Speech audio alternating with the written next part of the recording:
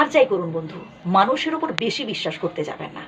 কারণ যেই মানুষটাকে আপনি সব থেকে বেশি বিশ্বাস করে ফেলবেন, পরবর্তীকালে দেখবেন সেই মানুষটাই আপনার সাথে বিশ্বাসঘাতকতা করছে।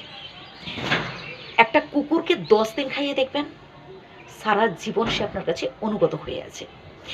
কিন্তু একটা মানুষকে না 10 দিন কি ভাই, 10 বছর খাইয়েও দেখবেন আপনি তার মন পাবেন না। ওই যতদিন দিতে পারবেন ততদিন আপনি তার কাছে ভালো। যে আপনি হাতটা গুটিয়ে নেবেন, আপনি হয়ে যাবেন সব থেকে খারাপ মানুষ তার কাছে।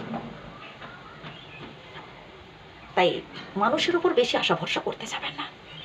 ভরসা করুন নিজের কর্মের উপর, আর ভরসা রাখুন স্বয়ং বিধাতার উপর। আপনার কর্ম যদি ভালো হয় তার ফল ভালো হবে। তবে কাউকে কাঁদিয়ে, কাউকে কষ্ট দিয়ে, কারোর সাথে অন্যায় কিছু করে জীবনে যেতে যায় না। আর ভালোবাসা একটা আলাদা জিনিস ভাই। কারো ভালোবাসা পেতে গেলে না অফুরন্ত ভালোবাসা দিতে হয়। আর এই ভালোবাসাটা না জোর জার করে পাওয়া যায় না। যে আমার তোমাকে পছন্দ হয়েছে তার মানে তুমি শুধু আমার।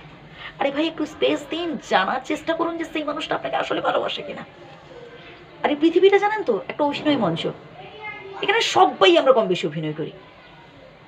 যে মানুষটা আপনাকে আজ বলছে খুব ভালোবাসে, যে মানুষটা যে আপনাকে বলছে যে তুমি ছাড়া আমি পৃথিবীটাকে, এই দুনিয়াটাকে আমি অন্ধকার দেখি, সেই মানুষটাই দেখবেন যখন আপনি কঠিন পরিস্থিতিতে পড়বেন আপনাকে মাঝপথে একা ছেড়ে দিয়ে পালিয়েছে। আপনাকে ঠকিয়ে, আপনাকে কাঁদিয়ে, আপনাকে কষ্ট দিয়ে পগার পা। আর এই পৃথিবীতে যদি সত্যিকারের কেউ আপনাকে ভালোবেসে থাকেন, আপনার পিতা মাতা, আপনার বাবা মায়ের থেকে বেশি ভালো আপনাকে কেউ বাঁচতে পারে না। তাই মনের দুঃখ কষ্টের কথাগুলো আপনার পিতামাতাকে জানান বা স্বয়ং বিধাতাকে জানান, তাতে লাভ আছে ভাই। নিজের অসহায়ত্বের কথা, নিজের দুর্বলতার কথা প্লিজ কাউকে বলতে যাবেন না। বিশেষ করে কোনো মানুষের কাছে তো নয়। মানুষ ভীষণ স্বার্থপর, ভীষণ বেইমান। যতদিন আপনার থেকে সুযোগ সুবিধা পাচ্ছে সে আপনাকে বন্ধু বানিয়ে রাখবে। যে আপনি তার কোনো কাজে লাগতে পারছেন না, তার বিপদে সাহায্য করতে পারছেন না, মানে এমন হাবভাব দেখাবে যেন সে আপনাকে চেনেই না, জানেই না। বুঝলেন? এতে কষ্ট পাওয়ার কিছু নেই, এটাই আসলে বাস্তব। তাই আপনি আপনার কর্তব্য করে যান, কারোর উপর আশা ভরসা করতে যাবেন না। ভরসা করুন, আশা করুন নিজের কর্মের উপর, বিশ্বাস রাখুন নিজের ওপর, আর বিশ্বাস রাখুন স্বয়ং বিধাতার উপর।